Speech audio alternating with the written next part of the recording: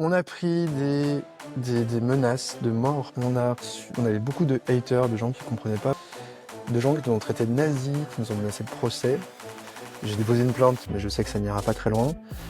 J'ai une famille, j'ai une vie à côté de ça, qui est une passion. Et j'aimerais bien pas en crever ni en faire souffrir mes proches.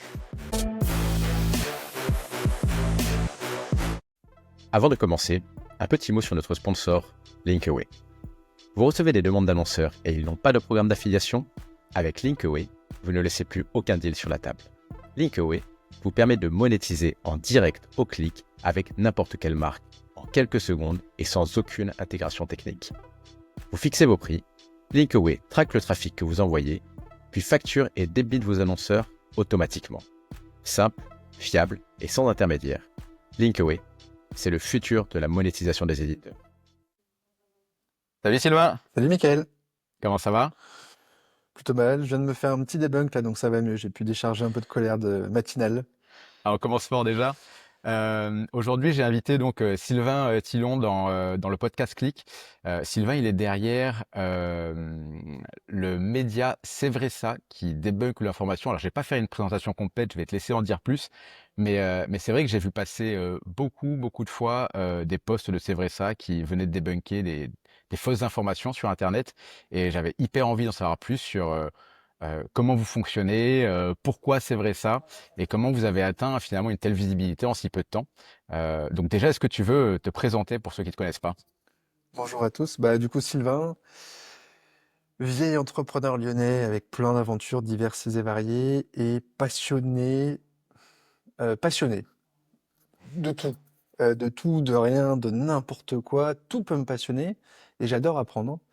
Et je crois que c'est une des clés de démarrage, c'est vrai ça. Mais à côté de ce côté passionné, je peux être aussi un peu troll, intransigeant, impertinent.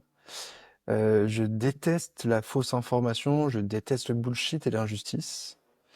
Et à titre perso, il m'arrivait d'aller tacler quelques contenus que je trouvais pourris, ou faux, ou mal calculés. Tu vois, dans les exemples où je pouvais y aller un peu à la hache, voire à la mitraillette, sur un truc qui dit qu'un patron paye son salarié, que ça lui coûte 200 balles et qu'au final il reste 30 balles au salarié avec des calculs à la con, des fausses taux de charge, de la TVA à 20% surtout, alors qu'elle n'est pas 20% partout, un taux d'impôt à 30% sur un SMIC, enfin ça n'avait pas de sens. Alors oui, il y a des charges, ça peut s'expliquer autrement, mais le calcul était complètement faux. Et d'ailleurs, généralement, je commençais par les calculs sont pas bons, Kevin, et après je refaisais la démonstration. Mais, et comme je suis un peu souvent en colère, surtout quand j'ouvre LinkedIn, parce que ça me tente de voir des chefs d'entreprise, des cadres dirigeants partager ces fausses informations ou recevoir ces fausses informations et donc potentiellement faire évoluer leurs entreprises en fonction de ça, parce que ça fait du like, parce que ça touche les gens, parce que ça génère de l'engagement. Et ça m'ennuyait qu'on puisse prendre des mauvaises décisions managériales ou stratégiques pour nos entreprises ou notre pays sur des fausses infos. Donc j'y allais voilà, un peu violemment tout seul. On m'a fait remarquer que bah, LinkedIn, c'est aussi un outil pro pour moi que j'utilise depuis une douzaine d'années, pour de vrai, pour trouver des clients, pour trouver des candidats pour mon école, pour trouver des employeurs pour mes étudiants, et que ça venait un peu brouiller le message. Ce qui fait qu'un été, avec un copain, on a d'abord lancé CopyPost, qui est le préquel de C'est vrai ça, qui était une page qui taglait des contenus plagiés. Parce qu'en fait, LinkedIn n'est quand même pas une plateforme d'innovateurs de ouf. On y retrouve des choses qu'on buzzait sur Reddit, sur Facebook, sur Twitter, quelques heures après ou quelques jours après. Ou des traductions de trucs américains qu'on cartonné, mais les gens ne citent jamais que c'est pas eux qui ont écrit ça. Ouais, beaucoup de recyclage. Ouais, et crade, parce que jamais de source, jamais de dire bah, c'est pas mon contenu, mais je trouve intéressant, je le partage. Non, c'est je me fais passer pour un mec génial. Bon, le spécialiste de ça étant Oussama Hamar, hein, qui a lancé ça dans les années 2010, et depuis tout le monde reprend ça. Et donc on arrivait en snipant. Mon associé à l'époque, enfin mon collègue, parce que ça a toujours été des assos sans argent, était ultra fort pour en 3 mots fracasser l'auteur du plagiat. Moi, j'étais moins doué sur la vanne. Par contre, souvent, je me rendais compte qu'en plus d'être un plagiat, l'histoire était fausse, qu'elle correspondait à aucune réalité, que ça s'était jamais passé comme ça. Et donc, je taclais plutôt en montrant que c'était faux. Voilà. On s'est amusé pendant 2 ans. On est monté genre à 30 000 abonnés en 2 ans, parce que ça faisait beaucoup marrer les gens. Et sur un principe de c'est pas nous qui ciblons les plagiaires, c'est la communauté qui nous tag copy-post en commentaire pour dire est-ce que ça c'est un plagiat ou pas. On a pris des menaces de mort. On a reçu un courrier au bureau. On avait beaucoup de haters, de gens qui comprenaient pas pourquoi on taclait le plagiat. De gens qui nous ont traités de nazis, qui nous ont menacé de procès. Et il y a un avocat pénaliste, Guy Nagel, ça l'amusait beaucoup, beaucoup. Donc il est venu un peu nous défendre en expliquant que, bah non, oui, on affichait les gens, mais on affichait les posts publics. Donc en fait, il suffisait de supprimer le post pour que notre post à nous disparaisse. Mais comme les gens voulaient garder leurs centaines de likes ou milliers de likes, ils voulaient pas le faire. Et en décembre 2020, Guy m'appelle en me disant: «Syl, c'est vraiment drôle, Copy-Post, je me marre avec vous. Par contre, en fait, il y a un truc plus grave en ce moment qui est en train de se passer sur LinkedIn. Il y a des gens qui ont été bannis de Twitter et Facebook. Oui, avant que Twitter soit racheté, il y avait des gens qui pouvaient être bannis pour partager de la désinformation, mais qui sont présents sur LinkedIn, dans des niches qui sont pas très visibles quand on n'est pas rentré dedans, mais qui font des centaines de likes sur des propos dangereux, type pas besoin de prendre de vaccin, prenez l'homéopathie, ou type pour vous aller faire une fausse injection, ou si vous faites une vraie, il y a des lavements, machin, pour enlever tous les mauvais produits. Enfin, des trucs, mais complètement flippants, notamment par rapport à, bah, on était en pleine pandémie Covid, et ces vaccins qui allaient arriver, et cette campagne anti-vax qui est née en parallèle, plus plein d'autres contenus plus ou moins cons. Il dit, est-ce que ça te dirait pas de faire le petit frère, la petite sœur de C'est vrai ça, de Copypost, pour lutter contre cette malinformation ou désinformation? Je précise les deux, parce qu'il y a dans le lot beaucoup de gens qui vont partager de la fausse information, mais de façon très involontaire. On leur a envoyé ça sur un canal Telegram, sur un WhatsApp, ils ont trouvé ça cool, important à partager, en mode, limite certains se sentent lanceurs d'alerte. Tiens, j'ai vu ça, c'est passé dans aucun média, je le partage. Oui, mais c'est complètement faux, l'étude dont tu parles a été rétractée, ou le fait ne s'est pas passé, ou c'est une image par IA qui n'existe pas. Mais comme la fausse information se base sur les émotions, et c'est d'enlever toutes tes barrières d'esprit critique et toutes tes barrières de recul sur le sujet, bah, tu peux te faire avoir, et ça arrive à tout le monde. Ça m'est arrivé aussi. C'est aussi pour ça que je suis à fond là-dedans, parce que... Attends, je parle beaucoup trop. Donc, en tout cas, voilà, démarrage de C'est vrai ça, décembre 2020. On démarre avec Guy sur le même principe. Quand vous voyez une information qui vous paraît pas tout à fait juste ou qui est douteuse, taguez-nous C'est vrai ça en commentaire, et nous, on ira faire la recherche. Ça a commencé à prendre, des gens nous ont un peu rejoints pour nous aider, puisqu'on recevait pas mal de demandes. On a fait une vidéo avec la société Sido, qui est ma société par ailleurs. On a fait une vidéo gratuite pour expliquer le vaccin ARN en juillet 2021. Et là, on est passé de 8 000 abonnés à 20 000 abonnés en une semaine, puisque la vidéo a fait 10 000 likes et a été très très partagée, très vue. Et ça a attiré plein d'autres gens pour nous rejoindre. Et ça a démarré un peu comme ça. Alors, tu dis grosse communauté rapide? Non, parce qu'on a 102 000 abonnés là, fin mars 2025. Et donc, ça fait quand même 4 ans et 3 mois qu'on a démarré. Et donc, mais c'est que de l'organique. On n'a pas acheté un abonné et on n'a jamais fait de post sponsorisé, rien du tout. Parce qu'avant tout, comme je te le disais au tout début, je vais faire la boucle là et je vais m'arrêter. Ce qui nous éclate aujourd'hui dans l'association C'est vrai ça, on a une trentaine de bénévoles, on reçoit une douzaine de demandes par jour, c'est d'apprendre des choses et de se remettre en question sur nos propres savoirs, sur ce qu'on a vu à l'école, sur nos certitudes, sur ce qu'on entend dans les médias, et d'apprendre à creuser, à chercher. C'est un peu des escape games à chaque fois sur le web, passionnant. Là, tu vois, je te disais, je viens d'en faire un, et c'était vrai, qui était une photo assez horrible de gamins mutilés palestiniens a priori, mais la photo très saturée en termes de couleurs, et quelqu'un nous dit la photo pue, enfin l'image pue, on dirait de l'IA. Bah voilà, à partir de là, tu pars sur le web, faire de la recherche inversée, voir est-ce qu'elle est vraie ou pas, qui l'a partagée au début. Et bon, vous irez dire le debunk, mais a priori pas une photo IA. Alors c'est pas une photo liée au récent bombardement, parce qu'il y a eu des bombardements là, très très récents sur Gaza qui ont tué près de 200 personnes a priori. Mais ce sont des bombardements de août 2024, donc il y a 8 mois. Donc l'image n'est pas tout à fait vraie, dans le sens où c'est pas lié aux actualités. Par contre, c'est a priori réellement une image partagée par l'anesthésiste de l'hôpital local. Alors je sais pas pourquoi les couleurs comme ça sont saturées, mais j'ai testé dans des outils de détection d'IA, il n'y a pas d'IA. Et donc c'est une histoire vraie, pas très drôle, avec des enfants vraiment mutilés et plein de sang. Mais pas d'hier, d'il y a 8 mois. Voilà un peu ce qu'on fait, voilà comment on bosse. Il y a Et pour je te disais, ouais, moi j'ai découvert des choses sur des choses dont j'étais certain, parce qu'on m'a appris ça à l'école, et que je me voyais pas les remettre en question. Et en fait, en creusant, voyant que l'histoire ne m'a pas toujours été expliquée, enfin m'a été expliquée avec un biais, ce qui est un peu normal. Enfin, ce qui s'entend, hein, un biais occidental. D'ailleurs, un des bouquins qui m'a énormément marqué, c'est Factfulness. Je sais pas si ça te parle, de Hans Rosling. Je te le recommande, il est incroyable, Ouais. qui te fait voir le monde sous un autre angle, sur de la data, et qui te montre qu'en fait, on t'apprend la géographie, la géopolitique, l'histoire, sur des notions des années 60 à 80. Sauf qu'on est en 2025 et que ça a énormément changé. L'Afrique, elle n'est pas telle qu'on nous l'apprend à l'école. L'Asie non plus. Euh, et non, et c'est passionnant. C'est voilà, apprendre, c'est ça qui m'éclate. C'est pour ça qu'on a créé CRSA à plusieurs et c'est pour ça qu'on y bosse. Quand on a le temps, quand on a envie, parce que c'est une initiative bénévole, il n'y a pas d'argent et on n'en veut pas. Parce que c'est ça qui fait que ça marche. C'est qu'aujourd'hui, bah, on prend le temps quand on peut, quand on a envie, nos soirs, nos week-ends, quand on n'arrive pas à dormir, pour faire un fact-check ou un debunk.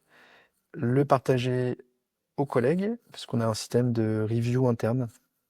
Alors, c'est pas du peer review, c'est comme les articles scientifiques, on n'a pas besoin d'avoir, pas besoin d'attendre 6 mois pour publier, parce que l'objectif c'est de faire aussi du fast check, d'aller vite Ouais. pour répondre, pour qu'il y ait de l'engagement et que ce soit visible. Mais on doit avoir 2 personnes, 2 anciens de l'association qui doivent dire j'ai vérifié tous tes liens et ton raisonnement se tient. Donc, OK pour publication. Ça veut pas dire qu'on parfois on se trompe pas, parfois des gens nous commentent et on peut revenir dessus, expliquer pourquoi on a modifié. Ce qui fait la différence avec les contenus complotistes qui ne reviennent jamais sur leurs propos. Où nous, bah oui, on peut être allé un peu vite, on peut avoir raté quelque chose. Ça arrive rarement, parce que je dis qu'on a un système de vérification interne, mais ça arrive. Ouais, c'est une énorme responsabilité quand même de potentiellement commenter sur quelqu'un qui partage une actu en disant bah non, ça c'est une fake news et vous trompez. Euh, Bon, on fait ça, très gaffe, parce que oui, c'est une responsabilité. Une de nos grandes fiertés, de ne pas avoir pris la parole lors de la mort de Montagnier, l'inventeur, je mets des guillemets, du sida, enfin le découvreur du sida, parce que c'est pas tout à fait lui, enfin c'est un peu plus compliqué que ça, et qui est devenu complètement anti-vax, complètement barré, qui disait qu'on pouvait traiter Parkinson avec de la papaye fermentée. Enfin, le mec était complètement ouf en fin de carrière, et donc plutôt présent dans les réseaux complotistes et sur les médias complotistes. Sa mort a été annoncée par François, si je dis pas de bêtises, genre un jeudi, et aucune confirmation. Et ça pouvait passer pour un canular, parce que François est comme spécialiste de la fake news. ouais. Donc on a été beaucoup tagués, est-ce que c'est vrai, est-ce que c'est vrai, est-ce que c'est vrai? On n'a pas pris la parole parce qu'il n'y avait pas de confirmation ni de l'hôpital ni de la famille et qu'il n'y avait pas d'avis de décès. Mais en même temps, ça ne veut pas dire que c'était faux. Euh, En plus, François, c'est là où c'est très difficile de les fact-checker ou débunker, c'est que sur un texte de 3000 mots, il y en a 10 qui sont faux, mais qui font que l'ensemble est faux. Mais il y en a 2990 qui sont justes. Donc il faut réussir à trouver les endroits où il raconte de la merde, ce qui fait que tout l'argument tombe. Et là, bah, c'était peut-être pas faux. En tout cas, on pouvait pas le garantir. On pouvait dire oui, on peut douter de l'information, mais ça veut pas dire qu'elle est fausse. Et heureusement qu'on n'a pas pris la parole, parce que certains fact-checkers connus ont dit ouais, c'est probablement de la merde parce que c'est François, alors que C'était c'était vrai. vrai et que la famille l'a Ouais. annoncé le lundi ou le mardi. Et ils avaient fait une sorte d'embargo exprès pour que certains fact-checkers se plantent. Donc on fait très attention et parfois on dit on sait pas, on n'arrive pas à vérifier l'info, ou c'est plutôt plausible. Là par exemple, je pense à un thon qui vient chercher un appât en surface où l'eau ne bouge pas. Et c'est un spécialiste du biomimétisme, s'il n'est quelque chose, son nom de famille, je vais retrouver, euh, et qui partage cette vidéo qui est un peu, qui est pas de très bonne qualité. Et certains disent, ouais, attends, l'appât, il se double à un moment, donc c'est probablement bullshit, sa vidéo. Et en fait, c'est pas du tout bullshit. Sidney Rostand, qui partage des super contenus sur LinkedIn par ailleurs. Et donc on a été chercher l'origine de la vidéo. Alors ce qui est dommage, c'est qu'il n'a pas lui la source. Il a sûrement récupéré ça dans sa veille et sans être allé vérifier. Et sa source, c'est un pêcheur grec qui partage des vidéos comme ça quasiment quotidiennement et qui n'utilise pas d'IA. Donc a priori, celle-ci n'est pas d'IA et la vidéo originale, il n'y a pas l'appât qui se dédouble parce que ça c'est une erreur de compression à force de la diffuser sur le web et qu'il y a de grandes grandes chances que ce soit vrai. Après, on n'a pas appelé le pêcheur, on lui a pas demandé si c'est une vraie vidéo non plus. On peut pas le garantir à 100%, donc on met des toutes petites pincettes, Ouais. mais il semblerait que ce soit vrai. Ok. Et c'est vrai ça, aujourd'hui, c'est particulièrement développé sur LinkedIn, sur lequel vous avez plus de 100 000 personnes qui suivent votre page. Uniquement sur LinkedIn. J'ai vu que vous aviez un site également Ah en oui, parallèle. tout à fait. Euh, mais c'est vrai que les fake news, Partout. elles sont un peu partout. Tu as cité tout à l'heure un média assez connu qui n'hésite pas à partager des news pas forcément vérifiées. Mais il y en a beaucoup qui sont dans ce cas, en fait.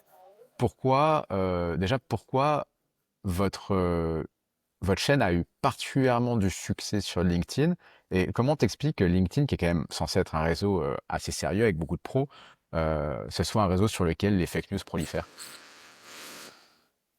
Euh, alors, on n'est que sur LinkedIn, on ne restera que sur LinkedIn pour notre santé mentale, euh, parce que c'est un réseau peu anonyme, où il y a peu de bots. Il y en a, mais beaucoup moins que sur des Facebook, des Twitter, des TikTok ou des Insta. J'ai quand même repris récemment des menaces de mort par téléphone d'un barjot de LinkedIn, on Ok. sait qui. J'ai déposé une plainte, mais je sais que ça n'ira pas très loin. Mais c'est rarissime. Moi, ça a été 2 fois en 5 ans. Quand des fact-checkers sur Twitter, c'est 2 fois par jour. Et j'ai une famille, j'ai une vie à côté de ça, qui est une passion. Et j'aimerais bien pas en crever ni en faire souffrir mes proches. Donc, pour ça aussi, parce que bah, ça touche, comme je te disais au début, des dirigeants. Donc des gens qui peuvent changer leur stratégie de boîte, de com, de leur politique de salarial, par rapport à des news qui sortent. Par exemple, une de celui dont je suis le plus fier, maintenant je suis content parce que c'est repris, c'est le 6 novembre de chaque année, enfin début novembre, il y a une association qui publie comme quoi les femmes ne peuvent s'arrêter de travailler, qu'elles elles sont plus payées, parce qu'elles touchent en moyenne 12% de moins que les hommes. Et putain, j'ai pris les pincettes hein, pour ce debunk, parce que tu imagines bien qu'en tant que mec, en plus, alors même si c'est vrai ça, et pas masculin, parce qu'on a des femmes dans l'association, c'est moi qui propose le fact-check, et que je vais chercher les datas, et je fais enfin, si j'ai passé 4 heures, impossible de me parler pendant ce temps-là, puisqu'en fait, j'ai mon cerveau d'ébullition qui part dans tous les sens, et à job égal, il y a 2% d'écart, ou 2,3% d'écart, faut vérifier le chiffre, je l'ai pas exactement en tête, mais c'est très peu. Par contre, il est vrai qu'il y a moins de femmes dirigeantes, il y a moins de femmes sur des jobs très bien payés, et donc il y a un plafond de verre. Donc il faut plus lutter contre ça que de dire dans ma boîte cette année je vais augmenter que les femmes. Ça n'a pas de sens. Ce serait pas juste qu'en plus dans les grandes entreprises, ils sont censés présenter leur grille salariale pour démontrer qu'il n'y a pas de différence homme-femme à job égal. Et dans l'ensemble, il y a assez peu de différence. Par contre, là, une différence, je te dis, c'est sur les jobs de dirigeants, soit les jobs très bien payés, où là, il y a beaucoup moins de femmes. Et aussi, les femmes sont beaucoup plus impactées par le temps partiel. Donc en fait, c'est même pas 12 ou 14% d'écart qui est la stat sortie par l'association euh, qui fait ça, c'est plutôt 24%. Et qu'il y a de quoi lutter en fait contre ce job partiel imposé, parce que souvent c'est pas un choix des femmes que de bosser qu'à mi-temps ou à 2 tiers-temps, c'est imposé par la grande distribution, par la restauration, et qui fait qu'elles ont un niveau de vie du coup bien moindre au quotidien, qui leur permet d'être moins libres en termes de vie personnelle aussi, parce qu'elles doivent avoir un deuxième revenu pour survivre avec des enfants. Enfin, ce qui pose plein de questions. Mais en fait, le sujet, il n'est pas dans ta boîte augmente les femmes cette année pour rattraper le retard. Et alors que la news, telle qu'elle est donnée, pourrait faire penser ça, c'était un dirigeant, tu vois, social, et que tu veux faire les choses bien, tu dis, bon, bah, s'il y a une grosse différence, cette année, j'augmente que les femmes. Et pas ça c'est pas ça le bon réflexe. D'où, Ouais. fallait ajouter un peu de contexte. Et c'est pour ça que sur LinkedIn, je trouve que enfin, c'est très important parce que ça va toucher des gens qui ont ce pouvoir-là derrière. Après, on a depuis le début une démarche un peu de transparence et d'open data.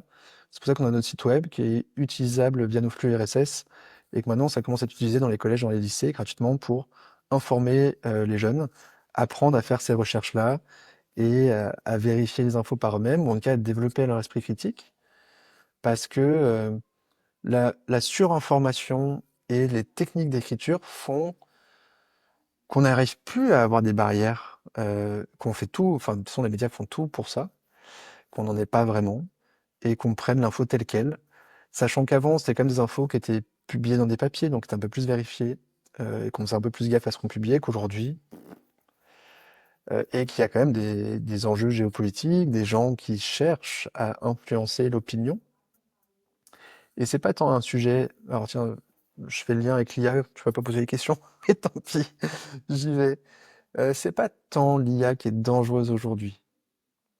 C'est ce qu'on peut en faire, le fait que les gens vérifient de l'info dans l'IA alors que c'est pas pour moi ce qu'elle sait bien faire, et le fait qu'on n'ait plus trop d'esprit critique et qu'on n'arrive pas à savoir si l'info est vraie ou fausse, et qu'on la prend telle qu'elle. Là où l'IA est un peu dangereuse, c'est que potentiellement tu poses une question et que l'IA te répond avec une grande assurance Ouais. que c'est comme ça, alors pas nécessairement. Et c'est là où peut y avoir un impact. Mais l'IA, enfin je te disais au début, là où il y a le plus de malinformation, c'est des gens qui partagent des news, qui voient. Et là où l'IA est dangereuse, pardon, c'est ça que je voulais te dire, c'est plus sur les algorithmes de recommandation, qui fait qu'on se rend pas compte qu'une fois que tu as cliqué sur un sujet qui te parlait de toi, parce que il t'est arrivé une histoire perso, parce que c'est ce que tu entendais dans ta famille, parce que c'est ce à quoi tu crois au fond, même si tu ne sais pas pourquoi tu y crois, bah derrière, tu ne verras plus que ça. Et tu auras beaucoup de mal à être capable de voir autre chose, à penser autrement et à prendre du recul, parce que c'est ce qui viendra tous les jours de personnes influentes, de personnes d'autorité. Et c'est en fait, ces biais algorithmiques, et donc ces IA, sont bien plus dangereuses qu'un chat GPT qui va dire des conneries, mais limite tu le sais. Et tu vas un peu plus faire chercher à vérifier l'info. Ouais, en plus, tu sais, sur des réseaux comme Twitter, par exemple, tu as ce qu'ils appellent les Les notes, ouais. community notes. Sur LinkedIn, il n'y a rien en fait. Il n'y a pas de lutte vraiment contre les informations aussi. Voir c'est le contraire. La modération LinkedIn est une catastrophe. Il n'y a pas de vraie... Enfin, si, il y a une modération, mais qui est incompréhensible, qui se fait en Inde avec des non-francophones, et, euh, et où il n'y a pas d'échange possible, il n'y a pas de notes, parce qu'il existe un peu un système similaire sur Facebook aussi. Alors ça ne veut pas dire que je préfère Facebook et Twitter à LinkedIn, hein. Mais oui, pour l'instant, il n'y a pas grand-chose de fait. C'est assez surprenant que ce soit laissé comme ça. Et pourquoi il y a certains désinformateurs sur LinkedIn? Parce que c'est un milieu où il y a du fric, il y a de quoi faire du business. Et que LinkedIn laisse faire la viralité. Tu peux avoir un réseau pas énorme, si tu as une news qui interpelle, tu peux faire 500 likes, 1000 likes. Je pense à un gars qui se lance sur les réseaux, bah, il a du mal à percer de partout. Vraiment en partageant n'importe quoi, il est fan du RN et il rêve d'être embauché comme responsable com du RN. Et il a partagé une photo de Bayrou avec Attal en train de prendre un apéro devant Mayotte en ruine, en disant regardez nos politiques comme ils en ont rien à foutre de nous. Un truc comme ça. Et cette image, enfin, et ça, ça fait 3000 likes. Je crois que je l'ai vu passer celle-là en Bah ouais, plus. Ouais. parce que c'est beaucoup passé. On a même été contacté par France TV pour savoir comment on avait fait le debunk et pourquoi on était intervenu là-dessus. Cette image générée par Grok. Alors, je dis pas qu'on la France gère bien Mayotte, hein. Euh, non, non, mais parce que c'est un peu la cata, c'est un truc très Ouais. bizarre ce qui se passe là-bas. Mais depuis toujours, pas que depuis les inondations, vraiment, c'est un truc, quand on creuse le sujet, c'est un peu flippant. Mais non, ils ont pas, enfin, en tout cas, c'est pas une photo vraie, parce qu'il a juste, lui, enlevé image générée par Grok, qui est l'IA de Twitter, donc de Musk, qui permet de faire des photos très réalistes de personnes réelles, donc de sorte de deepfake, pas en vidéo, mais en image. Et donc oui, c'était eux, hein, Bayrou avec son petit ventre, Attal avec sa chemise bien passée, mais c'était pas ça, c'était pas vrai. Et donc la démonstration n'est pas. Ça veut pas dire qu'ils ont fait des bonnes choses là-bas et qu'ils ont bien traité le sujet et qu'on a aidé les Mahorais à gérer cette crise. C'était pas après ce debunk justement que vous aviez eu une situation à gérer au niveau légal, Ouais, parce si qu'il je me nous a trompe pas. menacés de procès, avec des menaces écrites par ChatGPT qui n'avaient aucun sens, avec des articles qui n'existaient pas. Donc le mec publie une fake news et vous menace parce que vous avez débunké la fake news. Tout à fait. C'est ça. Ok. Pour Euh, harcèlement. Parce que, bah, du coup, parce qu'il a supprimé notre commentaire, parce que ça, c'est dans les réactions typiques, c'est qu'on nous supprime notre commentaire. Donc, du coup, dans ce cas-là, on republie. Le seul moyen d'enlever notre publication, bah, c'est de supprimer son post. Ce qu'il a jamais voulu faire, parce que lui, il continue à faire des likes. Notre publication a touché énormément de gens, et effectivement, dans les commentaires, que nous, on fait pas, des gens ont dit bah, que c'était ridicule, que c'était pas sérieux comme publication, que c'était honteux de faire la désinformation. Donc oui, il s'est pris une vague de gens qui lui ont dit c'est quand même de la merde. Ouais. vague qui me semble assez méritée. Mais j'ai dû supprimer un ou deux commentaires qui l'insultaient parce qu'on ne veut pas ça non plus, tu vois. C'est pas tout le but. Après, les gens disent que c'est pas pro et que c'est pas à faire. Je suis assez d'accord avec ça. Et c'est pas nous qui le disons et on le pousse pas à le faire. D'ailleurs, nous, on ne pousse pas à censurer ni à signaler quoi que ce soit. Plutôt dans l'idée de community notes, bah, il y a une fake news, on explique en dessous pourquoi c'est une fake news, mais on laisse aux gens se faire leur propre opinion. Et moi, ma peur, c'est que les gens disent, bah, LinkedIn, on ne veut plus rien dire, donc je vais sur Telegram ou sur Odyssey, qui est un réseau YouTube de complotistes, où là, il y a personne pour fact-checker. Et où du coup, bah, les gens qui pourraient peut-être se poser des questions, peut-être douter, bah, en fait, douteront pas, parce qu'il n'y aura pas de contradiction. Moi, vraiment, je ne détiens pas la vérité. Je montre, enfin, nous montrons, pardon, je parle je, mais là, dans l'assaut, on va montrer notre raisonnement, on va appuyer ça par des sources, souvent scientifiques ou des médias plutôt fiables. Et on explique comment on a défini que c'était plutôt vrai ou plutôt faux. Après, tu peux ne pas être d'accord, et pas de souci. Et tu peux dire, bah non, je suis pas tout à fait d'accord avec votre calcul, ou moi, c'est même pas arrivé à moi. Ok, bah t'as un exemple, un contre-exemple, et ça arrive en fait. C'est pas pour autant que notre raisonnement est faux, mais t'as le droit de le dire. Et nous, on supprime rien, on ne censure rien. Là où, bah, dernièrement, ça me fait halluciner, Le Figaro, qui était quand même un journal sérieux, fiable. Oui, bah, ils avaient des idées politiques plutôt à droite, plutôt libérales, mais ça, c'est pas grave. L'économie n'est pas, enfin, est une science, mais euh, avec plein d'incertitudes sociales en partie. Donc, bah, tu peux avoir un positionnement plus libéral que social, soit. Mais aujourd'hui, ça devient plutôt un média d'opinion et de partage d'infos anti-immigration, anti-musulman, ultra libertarien, de plus en plus libertarien. Et ça, pourquoi pas? Enfin, si c'est assumé, soit. Sauf qu'ils partagent régulièrement des fake news et qu'ils suppriment les commentaires. Un journal comme Le Figaro se met à faire comme François. Ça me fait halluciner. Parce que pour moi, enfin, en prépa, je lisais Le Figaro, mais comme je lisais Le Monde, comme je lisais Libé, pour avoir les trois positions, tu vois. Non, aujourd'hui, bah, tu peux pas leur dire que c'est pas tout à fait juste. Même quand c'est factuel, même quand c'est un Hmm. chiffre qui est faux, voire même quand tu dis que c'est vrai, mais tu rajoutes un peu de contexte.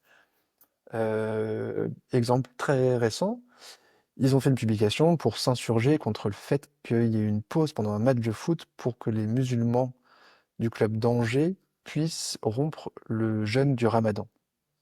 Et le foot étant censé être un sport.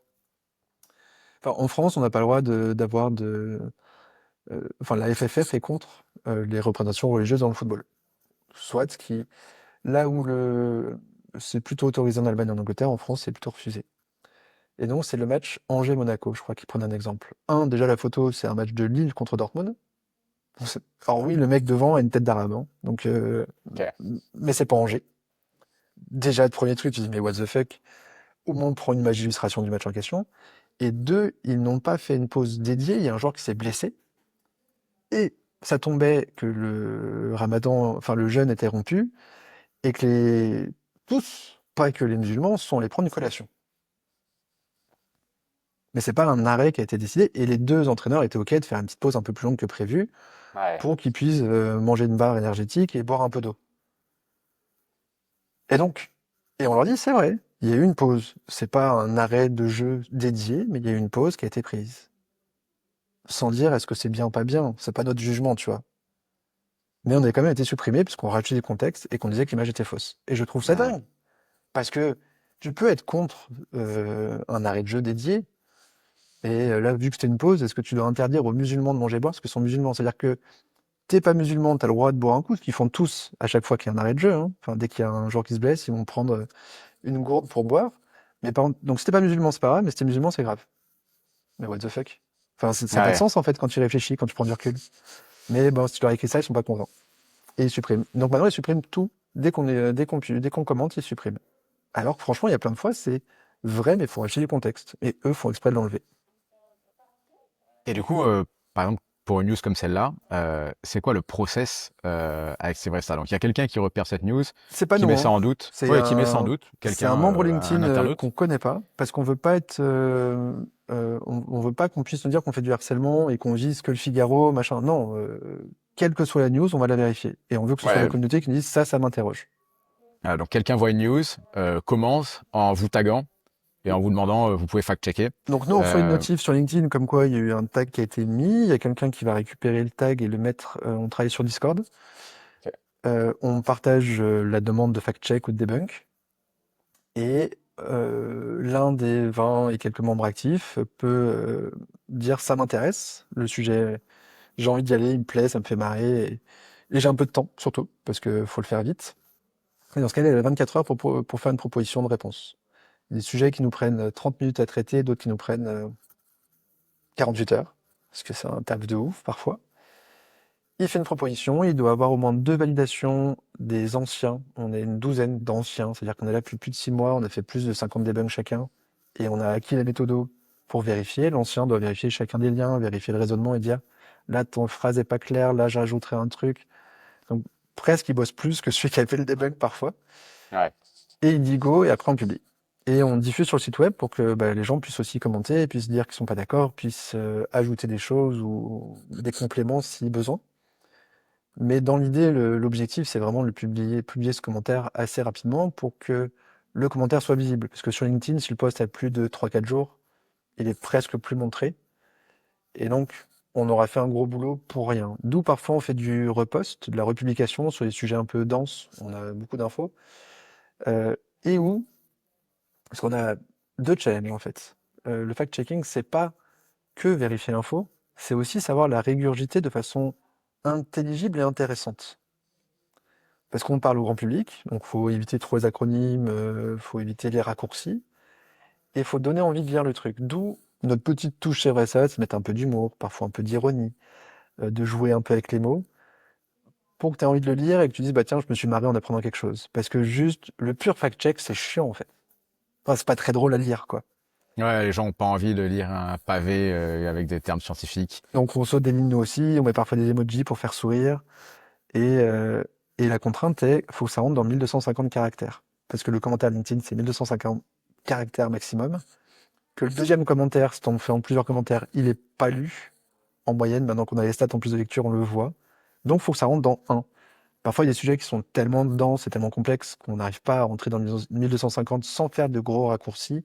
Et dans ce cas-là, on fait un repost parce qu'on a le droit à 3000 caractères, ou même parfois un article, parce qu'on est libre et qu'on va faire beaucoup plus et qu'on va expliquer la méthode de comment on a fait, expliquer aux gens comment. Tous les trucs qu'on a testés avant de trouver la réponse, et pour qu'ils apprennent à le faire par eux-mêmes. Ah, justement, est-ce que tu peux donner des conseils à ceux qui nous écoutent quand on tombe sur une news? Quelles sont les premières choses à faire pour vérifier si une news est juste pour toi? Enfin, c'est quoi les méthodes qui permettent de rapidement ou pas savoir si une news est véridique ou une fake news? Bah, en fait, la première des choses, ça va être d'identifier les crêtes. C'est qu'est-ce qui est faux. Tu vas pas vérifier tous les mots, toutes les stats, toutes les infos. C'est quel est l'élément clé de la news qui, du coup, peut être faux ou qui peut faire tomber l'argumentation. Bah, là, sur l'histoire du jeûne du Ramadan, tu vois qu'il parle d'un match de foot et il y a deux infos. Est-ce que ça a été vraiment un arrêt pour rompre le jeûne? Et deux, est-ce que c'est une photo qui montre bien le match? Et là, à partir de la photo, tu vas faire l'image inversée, ou tu vas chercher sur la photo de voir que c'est pas Angers, donc tu dis déjà, bah, les mecs sont pas très sérieux. Et sur l'histoire de cet arrêt de jeu, bah, tu vas essayer de voir ce qui s'est dit parmi les commentateurs de ce match, sur l'équipe, sur RMC Sport, et voir comment ils l'ont expliqué pendant le match. Et là, tu te rends compte bah, que c'est blessure d'un joueur, et que c'était pas un arrêt pour rompre le jeûne, mais que c'était un arrêt de jeu pour blessure. Et tu dis, bah, finalement, les gars sont allés un peu vite. Voilà pour un exemple tout bête, mais après un autre exemple que j'ai en tête, parce que là c'est la fake news un peu délibérée pour tromper, et pour influencer la pensée, l'opinion. Fake news plus ridicule, qui va peut-être plus toucher tes auditeurs, ou certains, bah, pour faire le buzz, vont partager des histoires inspirantes, ou des citations. Bon, je vais commencer par une histoire inspirante. De la fleur aux pétales de cristal. Au Japon, il existe une fleur incroyable avec un joli nom scientifique que j'ai pas du tout en tête, qui, quand il pleut, a des pétales qui sont translucides. Et une photo en dessous incroyable. La fleur est trop belle, quoi. Enfin, le truc. Oh. Et on arrive dessus, il y a déjà 1500 likes parce que c'est beau la nature. Enfin, franchement, je trouve ça cool.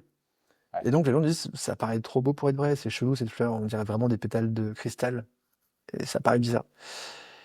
Et bah, du coup là, il y a deux choses à vérifier. Cette fleur, est-ce qu'elle existe? Est-ce que vraiment elle change de couleur, de transparence quand il pleut? Et oui, plutôt oui. Mais en fait, les pétales sont translucides et pas du tout transparents. Ils sont blanchâtres, tu vois pas au travers. Et la fleur est très jolie, mais c'est pas du tout des pétales de cristal. Et là, la photo, c'est une photo qui a été générée par IA. Et bah, tu vois, c'est de la malinformation. C'est les gens ont voulu faire un truc inspirant, ça semblait cool, ils ont trouvé ça ailleurs, ils ont pas vérifié, ils ont partagé une daube. Mais du coup, toi, si tu mais ça fait, je dis, on arrive, il y a 1500 likes, 1500 likes, ça veut dire, t'as 150 000 vues, déjà, de Ouais. gens qui disent, putain, les fleurs, elle est géniale. Donc, ils Et vont le problème, retenir c'est un que tu as truc. une base qui est plus ou moins réelle malgré tout. C'est Et en toujours fait, ça, hein. mais il y a quand même un élément qui fait que la news est incroyable. Et souvent, c'est une photo qui n'a rien à voir avec les propos qui sont indiqués, quoi. Ou une exagération quelque part, ou... Ouais. Moi, ma spécialité, c'est les citations apocryphes. J'adore ça. Enfin, les citations. Est-ce que tu connais l'auteur de la citation moi, je ne perds jamais, soit je gagne, soit j'apprends. Non. Non? Elle te parle, cette citation, ou pas? Elle me parle, je la connais, mais je connais pas son auteur. Ok. Bah, elle est attribuée à Nelson Mandela. Et vraiment, c'est une des citations qu'on voit le plus sur LinkedIn, parce qu'elle parle à beaucoup d'entrepreneurs, et que c'est une des citations un peu clés. Sauf que, bah, elle n'est pas de Mandela. Alors, partout sur le web, elle est attribuée à Mandela. Tu demandes à GPT, il va te dire que c'est Mandela. Parce que 99% des sites le disent. On a été chercher dans toute sa bibliographie, dans toutes ses interviews, on a été jusqu'à contacter la Fondation Mandela, ou ses descendants de Mandela, et ils n'ont aucune trace que Mandela a dit ça. La trace la plus lointaine que j'ai trouvée, c'est un prof de Jiu-Jitsu brésilien qui enseignait au Japon, qui dit au Jiu-Jitsu, on ne perd jamais, soit on gagne, soit on apprend. Ce qui est assez cohérent avec les valeurs des arts martiaux. On te dit, bah, c'est pas grave de tomber tant que tu as compris pourquoi, pour pas refaire la même erreur. Ça n'empêche que je suis pas sûr que ce soit le premier à l'avoir dit, parce que j'ai pas de. Voilà, donc auteur anonyme, on va dire. Mais ça enlève tellement de force. Si tu dis un pauvre prof de jiu-jitsu inconnu, et déjà il manque au jiu-jitsu. Donc c'est pas dans tout hein, qu'on. Franchement, en entrepreneuriat, euh, ouais, t'apprends, mais dans la douleur. Tu peux perdre ta maison, tu peux perdre ta conjointe ou ton conjoint, tu peux perdre ta vie parce que t'as des dettes de ouf et que tu rembourses toute ta vie. Donc je suis pas sûr que ce soit si vrai ces situations pour tout le monde dans tous les cas. Franchement, moi, pour avoir une liquidation sur une boîte il y a 20 ans, c'est pas drôle, hein. Ouais, j'ai beaucoup appris, mais qu'est-ce que j'ai pris sur la gueule? Ouais. Donc c'est pour ça que et souvent les stations en plus elles sont, bah, coupées. Il y a des morceaux qui sont enlevés, des contextes qui sont oubliés. Une autre station moi que j'adore et c'est un peu ça que tu vois qui me fait rentrer là-dedans parce que c'est ma situation de jeune entrepreneur il y a quelques années. Est-ce que tu connais l'auteur de «Ils ne savaient pas que c'était impossible, alors ils l'ont fait»? Très Alors entrepreneurial comme station. là encore, je connais très bien la citation que j'ai vu passer un paquet de fois. Euh, Alors c'est attribué à un auteur américain. ok. Conquête de l'Ouest, Huckleberry Finn, Tom Sawyer, Mark Twain. Qui correspond à, bah, on peut conquérir le monde, faut être courageux, persévérant, et blablabla, blablabla. C'est cool. Sauf qu'il n'a jamais écrit ça, ni dit ça. L'auteur qui a écrit la phrase la plus proche, elle n'est pas exacte. Il faut la retrouver sur C'est vrai ça, parce que la phrase exacte, c'est il était un peu idiot, il ne savait pas que c'était impossible, alors il l'a fait. Et c'est Marcel Pagnol, en 62, 64, dans un bouquin sur le cinéma, un peu qui n'a rien à voir. Et donc c'est un français, Cocorico, mais c'est pas une ode au courage, à la persévérance, à la résilience et à la témérité. C'est plutôt une ode à la bêtise et à la naïveté. Et j'adore cette idée-là. Parce que j'adore le fait qu'il faille rester un peu un enfant, qu'il faille croire à plein de trucs et que c'est beau de s'émerveiller. Et que parfois, bah, faut pas trop réfléchir, il faut essayer, quoi. Mais Mais ça a c'est été pas. très orienté entrepreneuriat par la suite, quoi. Bah ouais, c'est un peu dommage. Et je trouve que ça donne un tout autre sens à ça. Ouais. Et est-ce que tu peux nous partager au passage les situations les plus tendues que tu as traversées? Parce que j'imagine quand tu fais du debunk quand même de fake news, tu dois rencontrer pas mal de frustration en face, suivant les cas. Est-ce que tu t'es retrouvé dans des situations difficiles qui t'ont limite fait te poser la question, ok, pourquoi je fais ça? Euh, oui, bah déjà, c'est des situations de stress assez intenses quand je pars sur un truc et que j'ai pas encore trouvé la réponse et faut pas trop me parler à ce moment-là. Il y a un petit côté, je vais me mettre dans ma bulle et laisse-moi mon heure, mes 2 heures pour écrire mon truc et le pondre. Tant que j'ai pas trouvé la solution, ça me rend un peu dingo. Ouais. D'où j'ai passé quelques insomnies sur des sujets. Euh, et donc voilà, il y a ce côté-là qui peut être un peu dur. Et après, il y a le côté où tu te fais insulter, où tu te fais supprimer, et tu te dis putain, j'ai été cordial. Nous, on s'impose d'être cordial et pédago. On ne juge jamais l'auteur, parce que tu as le droit de faire une erreur, voire même plein d'erreurs. Ce qu'on juge, c'est les faits. Est-ce qu'ils sont vrais, est-ce qu'ils sont faux? Dans ce que tu as dit là, c'était plutôt faux. Mais ça veut pas dire que t'es un connard, ni que t'es un abruti, ni que tu le fais exprès. Je ne juge pas ça, on sort pas de stats sur les gens qui désinforment le plus, ce genre de truc, Mm. parce que c'est pas le but. On ne va pas viser des gens, mais des faits. Pour autant, quand on se prend des vagues de mecs qui nous insultent, qui disent qu'on est des abrutis, qu'on n'a rien compris, qu'à cause de nous, les gens vont mourir parce qu'ils se vaccinent et que bientôt ils vont mourir parce qu'il y a comme de la 5G dedans, du carbone et de l'aluminium. Et ouais, putain, ça fait chier, quoi. Ça fait chier parce que, parce que ça me touche, au final, quand même un peu. Donc ça m'a touché, moi, du coup, après mon humeur sur mes proches et que c'est pas marrant de prendre ça. Ou, mais après, parfois, on va chercher, on cherche un peu. Moi, je suis un peu impertinent, je suis un peu bête. Il y a 2 ans, je jouais à un jeu à la con de foot sur mon téléphone et je recevais des pubs sur des bombardements en Ukraine en disant protéger l'Ukraine. Et en fait, en recherchant la source de la vidéo, c'était un bombardement en Syrie. Euh, et du coup, j'avais fait un post pour expliquer ce qu'était la propagande.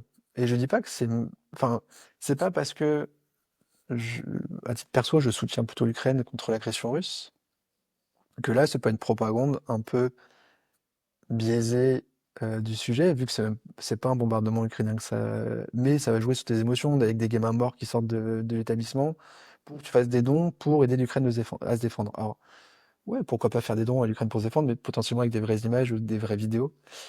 Et donc, je voulais expliquer ce que c'était, et que ça pouvait être dans les deux camps, même dans le camp du bien, sachant que je suis pas sûr qu'il y ait du bien et du mal dans la vie, c'est beaucoup plus nuancé que ça.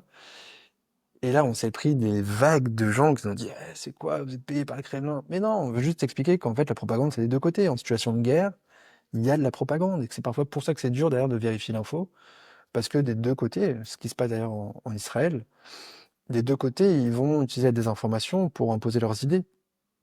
Et Ouais, toi, comme il tu y as a un devoir d'être apolitique aussi dans tes debunks, quoi. et que ouais, ça nous est arrivé de dire que Jean Messia avait raison sur un point, même si je déteste le gars et que je l'ai bloqué à titre perso parce que je ne veux pas voir ses contenus sur LinkedIn. Bah là, sur le truc qu'il avait dénoncé de 3 jeunes sous OQTF qui avaient agressé une personne dans la rue, bah c'était vrai. Est-ce que c'est important? Est-ce que c'est pas un fait divers à la con? Est-ce que les violences sont faites plus par des étrangers que par des Français? C'est un autre débat, mais on peut mettre l'info, mais ça n'empêche que le fait divers qu'il partageait était vrai. Mm. Et que et ça me fait mal au cœur, mais je le fais. Et ça a pas à me faire mal au cœur, en fait. C'est vrai, point. Je Ouais. ne défends pas le mec, je défends le fait, comme quoi il s'est vraiment passé. Et donc, ouais, il y a des situations parfois dures et parfois après, parce que si, une des grosses claques que j'ai prises, qui m'a fait un peu mal au cœur, je me retrouve en novembre 2021 à devoir débunker un article d'un tabloïd danois qui dit les stats Covid en France sont fausses. Les stats Covid des gens à l'hôpital en France sont fausses. Elles sont très augmentées parce que on ne compte pas que les gens qui rentrent pour le Covid, mais tous les gens qui ont le Covid et qui sont rentrés. Donc potentiellement, tu rentres avec une jambe cassée et t'as le Covid, tu rentres dans les stats Covid. Et ça me paraît dingue. Parce que tu sais, sur le Covid Tracker, à l'époque, on avait la stat des moins de 25 ans à l'hôpital, des moins de 50 ans et des plus de 50 ans. Et ça me paraît improbable. Je vois, c'est un tabloïd, c'est vraiment un entrevue locale. C'est un truc avec des nanas à moitié à poil. Et donc je me dis, c'est probablement faux. Mais bon, par professionnalisme, je creuse. Et en fait, c'est basé sur un article qui n'était pas encore sorti en France, du New York Times, qui effectivement disait que on n'avait pas les moyens. Bah, on n'avait pas vraiment les moyens de séparer les deux, et deux, on mettait en place un protocole similaire que tu rentres parce que tu avais une infection pulmonaire à cause du Covid, ou à cause d'une jambe cassée, mais avec le Covid, bah, tu étais dans une chambre seule avec des infirmiers, infirmières qui se protégeaient beaucoup plus et ça avait un accompagnement beaucoup plus lourd, même si c'est qu'une jambe cassée. Et il est vrai que statistiquement, du coup, les stats étaient gonflés, étaient doublés pour les jeunes de moins de 30 ans à l'hôpital. Il y en avait 2 fois moins que ce qu'on disait dans les médias pour le Covid. Et ouais, j'ai pris une petite claque. Parce que merde, là, on nous a un peu menti et délibérément probablement pour nous faire un peu plus peur et nous imposer à faire un peu plus attention. Alors, est-ce que c'est mal? C'est un autre sujet. Est-ce que c'est une sorte de nudge pour que les Français fassent plus gaffe de dire bah t'as moins de 30 ans, tu peux aussi te retrouver à l'hosto et en crever? Qui fait que bah ouais, je fais plus attention pour moi, pour mes filles. Si on m'avait dit que finalement qu'il y avait que 100 personnes à l'hôpital pour de vrai, je me serais peut-être dit bon bah je suis pas à risque. Mais ça, c'est un autre point. En tout cas, ça me fait chier qu'on m'ait menti. Après, la stat a été modifiée suite à cet article du New York Times et ils ont expliqué pourquoi ils avaient fait entre guillemets cette erreur. Mais ouais, du coup, c'est drôle de voir des 2 côtés, hein, parce que, bah, moi, je suis évidemment plutôt pro-science, donc pro-vaccin. Mais là, je vois que, bah, parfois, pour faire passer des choses, on peut aussi, tordre les faits ou les présenter d'une certaine façon. D'où c'est important de comprendre le contexte, d'aller creuser et nous, on n'avait pas eu accès à cette info avant pour la dénoncer. On nous avait jamais posé la question, donc on n'avait pas été la vérifier. Mais voilà, Ouais. ça, c'est des moments un peu gênants. Tu dis: «Merde, putain, jusque-là, j'explique que, c'est plutôt une bonne chose et qu'il y a vraiment des morts du Covid» et en fait, bah, un peu moins Ouais, tu que te ce rends qu'on compte dit. que 100% des propos anti-système sont pas faux parce qu'ils sont anti-système. Tout à fait. Ouais. Mais en fait, c'est juste 100 des propos tout court sont pas faux parce que ils sont contre une mesure gouvernementale. Hmm. Les anti-systèmes, en fait, c'est même il y a parfois, ils s'en fichent que ce soit vrai ou faux, ils sont anti-système, donc de toute façon, ils veulent faire tomber le système. C'est leur seul objectif, donc ils vont pas chercher à ce que ce soit vrai. Mais dans ce qu'ils vont dire, il y a des choses qu'ils ont vraiment trouvées ou qu'ils ont vraiment cherché ou ils sont tombés dessus par hasard. C'est un peu ou ils annoncent tellement de conneries, peut-être qu'il y en a une qui sera vraie dans le lot, tu vois? Mais c'est intéressant d'aller vérifier, d'aller regarder. En évitant la loi de Brandolini, parce qu'il y a des spécialistes, où il y a quand même du coup de la désinformation là, géopolitique ou avec des enjeux économiques derrière, de gens où tu leur réponds par A plus B que c'est faux ce qu'ils racontent, ils te balancent une autre banane à vérifier, tu leur réexpliques et ils te rebalancent une saucisse de merde à vérifier. Et c'est sans fin, parce qu'en fait, on leur a fourni un argumentaire pour répondre à des gens comme nous qui venons les fact-checker, où ils t'emmèneront dans des méandres. Pouah, ça n'arrête pas, quoi. Ouais. Et c'est pas parce que, oui, Pfizer a fait de la merde. Bah, franchement, ils ont plein de casseroles au cul. Quand même, en France, on a voulu imposer le vaccin, un vaccin contre je sais plus quoi, au début des années 2000, basé sur de fausses stats. Donc oui, on a fait une campagne de vaccination qui servait un peu à rien, en faisant peur pour rien. Mais c'est pas parce qu'on l'a fait une fois que c'est tout le temps vrai. Enfin, tu vois, de prendre le contre-exemple pour dire du coup, faut jamais se vacciner. Bah putain, ce qu'on voit au Texas, là, dans les clans dans des villages anti-vax où ils chopent de la rougeole, qui est un truc qui avait disparu, et qui tue des gosses. Enfin, mais c'est aberrant. Et que la polio Et, revient aux US parce qu'ils vaccinent plus contre la polio. Enfin, il y a des gens qui veulent plus vacciner contre ça et qu'il y a de nouveau des gamins atteints de polio. La polio, c'est des maladies les plus horribles au monde. C'est fou. et pour les posts justement qui relèvent plus de la croyance, je te donne un exemple. Disons que quelqu'un poste un message qui dit voilà, j'ai pris de l'homéopathie, je me sens beaucoup mieux. Et quelqu'un te tag là-dessus. Qu'est-ce que tu fais? Mais c'est là où c'est dur. Et je m'excuse auprès de certains parce que, euh, comme nous, toute la journée, on est un peu tout le temps vénère et on peut y aller un peu fort parfois, même si on reste cordial et pédago. Bah, l'homéopathie, c'est du sucre. Il n'y a aucune étude qui a démontré que ça marchait. La mémoire de l'eau, c'est de la merde. On le sait. Pour autant, l'effet placebo existe et fonctionne, pour de vrai. Et le fait que ce soit délivré par un médecin et acheté en pharmacie peut t'aider à te soigner tout seul. Il ne te soigne pas d'un cancer. Tu as un rhume, tu as une angine, pas virale. Ça sert à rien de prendre des antibiotiques. L'homéopathie fera peut-être le boulot parce que si toi tu dis que tu te soignes, Ça on peut sait pas aider. l'expliquer scientifiquement, mais ton corps va se mettre plutôt en état de défense et t'aider à soigner ta maladie. Donc trop bien. Juste, là, il y a des campagnes comme quoi il y avait des vaccins homéopathiques contre la grippe. Non, non, là, je te laisserai pas dire ça. Comme l'ostéopathie va te résoudre tes problèmes de dos. Non. Scientifiquement, ça n'a jamais été démontré. L'ostéopathie, c'est des massages. En tout cas, ça n'a pas plus d'effet que des massages. Faire des massages, enfin, recevoir un massage, ça a du bon, hein. Ça détend, ça fait du bien. Et potentiellement, ça peut faire passer une douleur pendant un temps. Mais tu as une vertèbre déplacée, l'ostéopathie ne fera rien. Enfin, juste que ce soit clair, même s'ils font croire que ce sont des médecins, ce ne sont pas des médecins. L'ostéopathie est basée sur des idées sectaires et complètement hallucinantes quand on creuse de d'où ça vient, qui a créé ça, comme l'ostéopathie crânienne. Enfin, si les gens voient comment est fait un crâne, l'os du crâne, tu bouges rien du tout. Ouais, tu bouges la peau, alors c'est agréable ou ça fait bizarre. Et peut-être que tu te dis que ça te fait des choses, donc du coup tu vas te sentir mieux en sortant ou fatigué. Ça fait rien du tout. Là où c'est flippant, c'est l'ostéopathie pelvienne ou l'ostéopathie sur nourrisson, où tu mets des doigts dans le cul ou doigts dans la chatte pour te remettre le bassin. Ça, je vais être blacklisté sur YouTube là si tu emploies ces Je suis termes. désolé, mais c'est vrai, c'est une vraie pratique. Ouais, ok. Ouais, donc il y a quand même des postes qui peuvent relever de croyances, mais tu dois quand même ramener les faits au centre. Ouais, et après, c'est là où c'est pas, j'entends que ce soit pas cool. Moi, les postes qui me font le plus marrer, c'est les plus légers au final, hein. C'est la grenouille que tu laisses dans sa casserole à petit feu et qui du Qui se coup, laisse mourir. ouais, bah, sauf qu'il y a des chercheurs qui ont été vérifier l'info parce que du coup, ça paraissait dingue et qu'en fait, Et elle se barre. mais dès le début, elle cherche pas à rester. Le seul moyen qu'elle reste, c'est d'avoir une casserole où elle peut pas sortir. Ouais. Et quelle que soit la température, elle cherche à se barrer. Quelle que soit la montée de température. Et putain, on n'est pas des animaux, bordel. Alors oui, tu dis que c'est une fable. Je n'ai rien contre les fables de La Fontaine. Je n'irai pas débunker une fable si c'est annoncé comme une fable. Mais là, c'est annoncé comme une vérité. Et c'est plus ça qui m'ennuie. Comme un autre truc, je me suis éclaté à l'apprendre. Et bon, l'auteur n'a pas été content et on s'est un peu engueulé. Parce que sur le fond, j'étais d'accord avec lui. Mais l'exemple qu'il a donné m'allait pas. Parce que j'ai été le vérifier, ce qui me paraissait bizarre. Et qu'en le vérifiant, j'ai appris des choses. Il dit, le management, c'est un peu comme quand vous mettez votre casserole d'eau à bouillir pour faire des pâtes.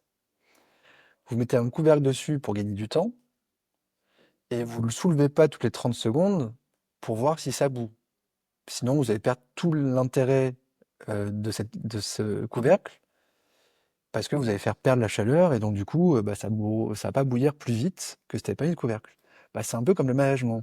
Tu donnes une mission à ton collègue et tu lui donnes un temps pour la réaliser, va pas le voir toutes les 30 minutes pour savoir où il en est. Évite le micromanagement, c'est néfaste, ça fait perdre du temps à tout le monde et ça sert à rien. Voilà. Sur le principe du micromanagement, je suis plutôt d'accord avec lui, je suis pas pour et c'est pas un truc que j'aime. Pour autant, je vais vérifier sa putain d'histoire de couvercle sur les pattes. Et statistiquement, si tu mets un couvercle, tu vas gagner 12 ou 14% du temps que si tu n'en mets pas. Donc déjà, c'est très faible. Et que même si tu ouvres toutes les 30 secondes, ça n'a pas vraiment d'impact, parce que là où le couvercle a de l'impact, c'est une fois que ça bout. Donc ça va créer une surpression entre l'eau et l'air sous le couvercle, et ça va garder la chaleur plus longtemps. Mais pendant l'ébullition, t'as beau l'ouvrir toutes les 30 secondes, ça ne changera pas grand-chose. Ah, ok. Donc l'image marche pas. Mais elle parle. Mais du coup, je lui ai juste dit, attention, ne dis pas que c'est vrai, dis que c'est une fable, mais dire que c'est comme ça que ça se passe, non, en fait. Je trouve un autre exemple. Ouais, parce qu'après les gens évoluent avec cette idée à travers le temps, ils vont la ressortir, ça va se répandre et c'est pas vrai. Ouais, mais ils vont pas être capables de vérifier tous ces coachs inspirationnels sur le management qui te racontent des trucs qui paraissent incroyables, qui te touchent parce que t'es d'accord, mais tu n'es pas capable de prendre du recul et tu te rends compte qu'il y a beaucoup de théories managériales qui sont bullshit, basées Mhm. sur rien, mais sur des histoires qui sont jolies. Euh, il y en a un qui est génial sur LinkedIn là-dessus, qui s'appelle, son nom de famille c'est Genoux, Christophe Genoux. Je suis fan.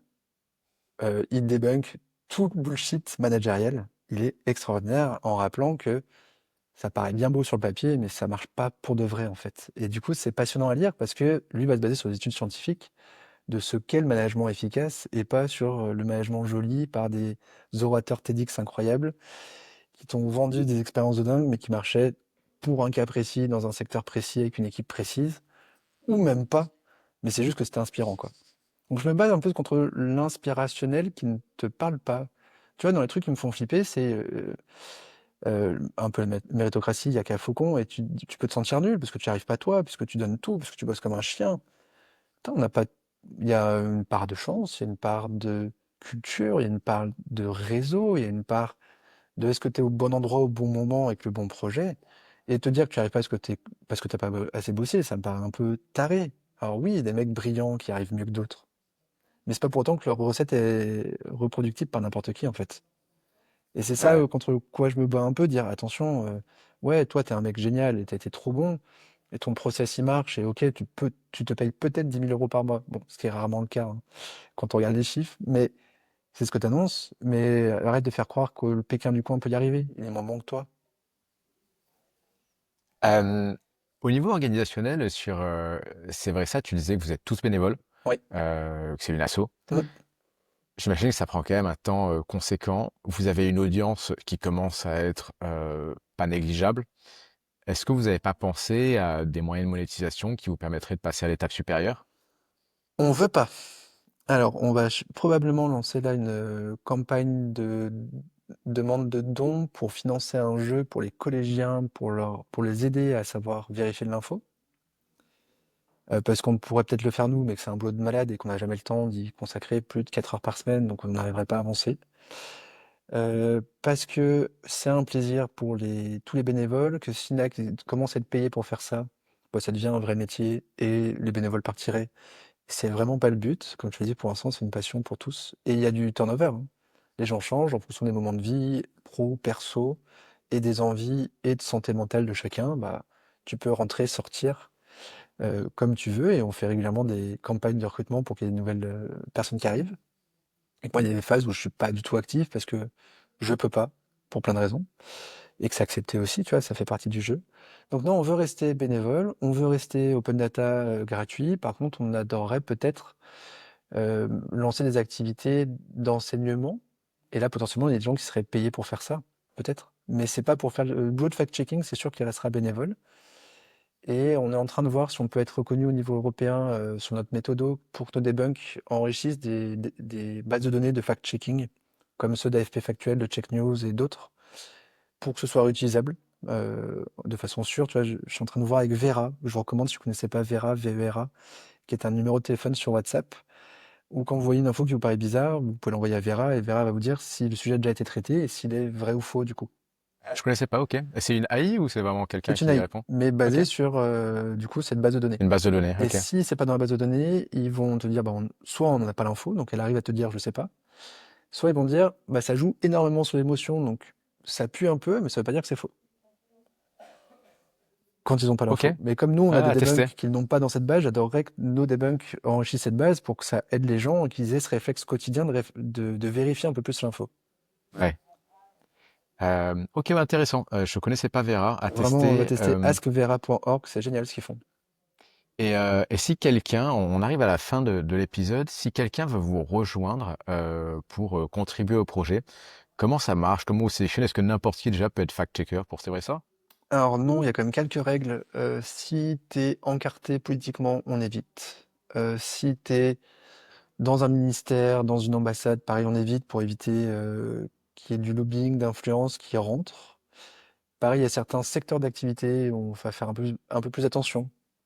T'es haut dirigeant chez Total. Vu qu'on a quand même beaucoup d'enjeux sur l'environnement, l'écologie à fact-checker, Ouais, on t'as des va... risques de lobbying derrière, quoi. C'est ça. Donc on va faire gaffe là-dessus, mais on le dira aux gens dans ce cas-là.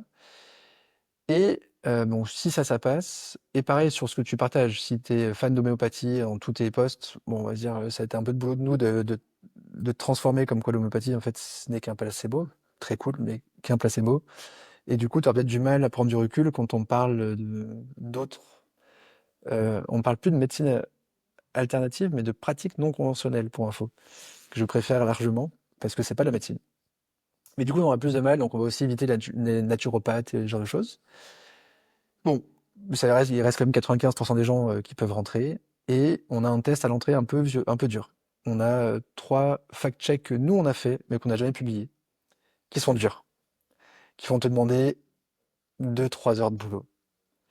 Pour voir bah, si tu as des techniques pour chercher, alors on te donne nous tous nos outils qu'on utilise potentiellement. Après, franchement, c'est plus du jus de cerveau que de l'outil, hein. Mais on te donne tous nos outils. On ne te dit pas ce qu'il faut rechercher dedans. On te demande juste d'écrire un commentaire en 1250 caractères pour fact-checker le sujet. Et on va juger un peu ta méthodo, voir comment tu l'as trouvé, si tu as pris du recul, et si tu as été capable de nous prendre quelque chose qui soit quasi utilisable tel quel. Si oui, bon, bah, c'est que tu y arriveras, quoi. On va t'accompagner, on va te former. Sinon, on... les gens vont être frustrés parce qu'ils vont proposer des choses, ça va être refusé par la communauté de c'est vrai ça. Et parfois, ils vont pas comprendre, et parfois, nous, on n'aura pas le temps de l'expliquer parce que c'est long et qu'on a plein d'autres choses à foutre. Et donc, on préfère te dire, viens pas, parce qu'en fait, tu n'y arrives pas. Tu fais un truc trop synthétique, tu apportes pas de source. Alors que le but, c'est d'apporter des sources à chaque fois. Et ton truc est pas clair, ou il a raté un bout. Alors, je peux pas dire, putain, j'aimerais raconter pourquoi il y en a un des trois qui est ultra casse-gueule. Parce que les gens répondent à la question, est-ce que ça existe? Et oui, le truc existe, mais en fait, est-ce qu'il fait ce qu'il dit? Oui, le site web du produit le dit, mais en fait, si tu prends du recul, en fait, non, ils le font pas. Ou il y a aucune stat, ou il y a aucune info pour de vrai.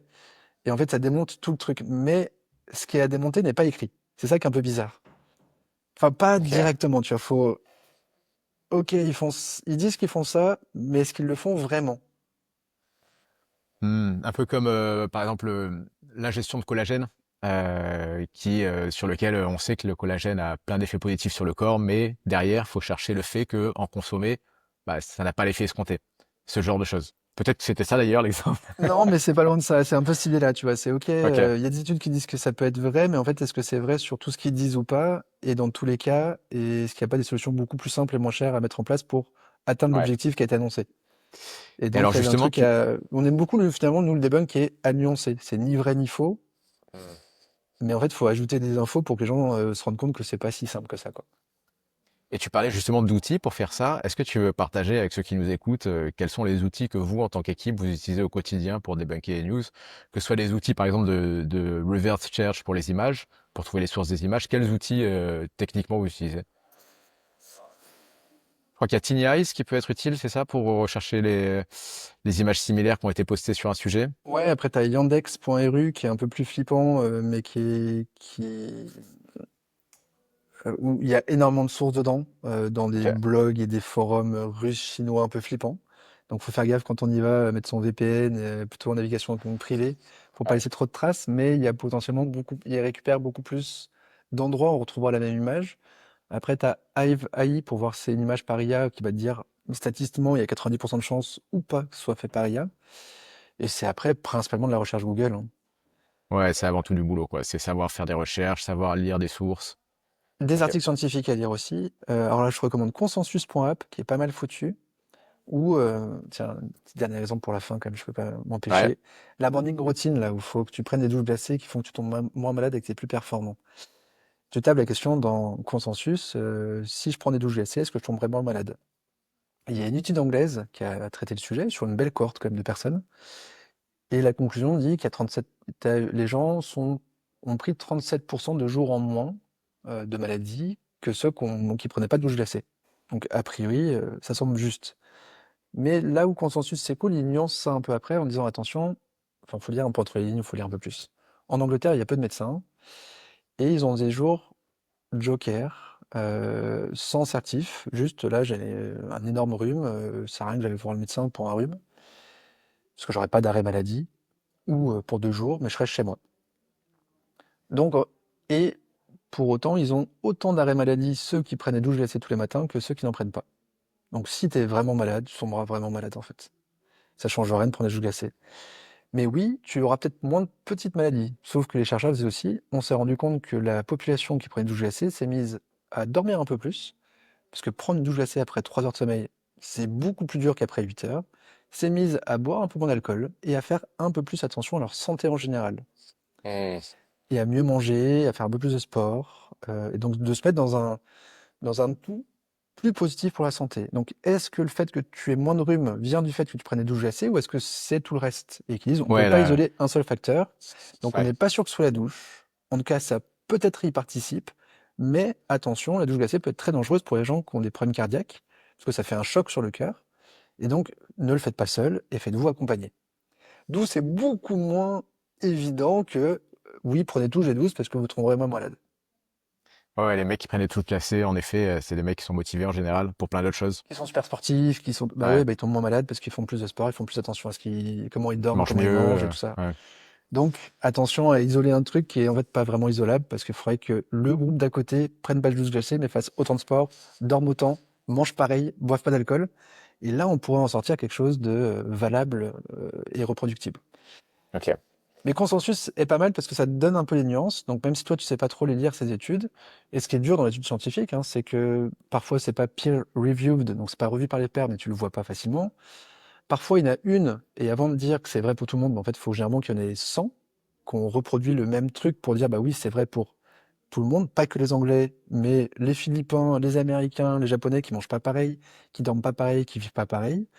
Enfin, il y a tellement d'autres critères en fait dans une étude comme ça, un peu qui basée sur l'humain. L'humain, c'est trop de paramètres, c'est très compliqué du coup à isoler celui qui fait bouger les choses. Ok.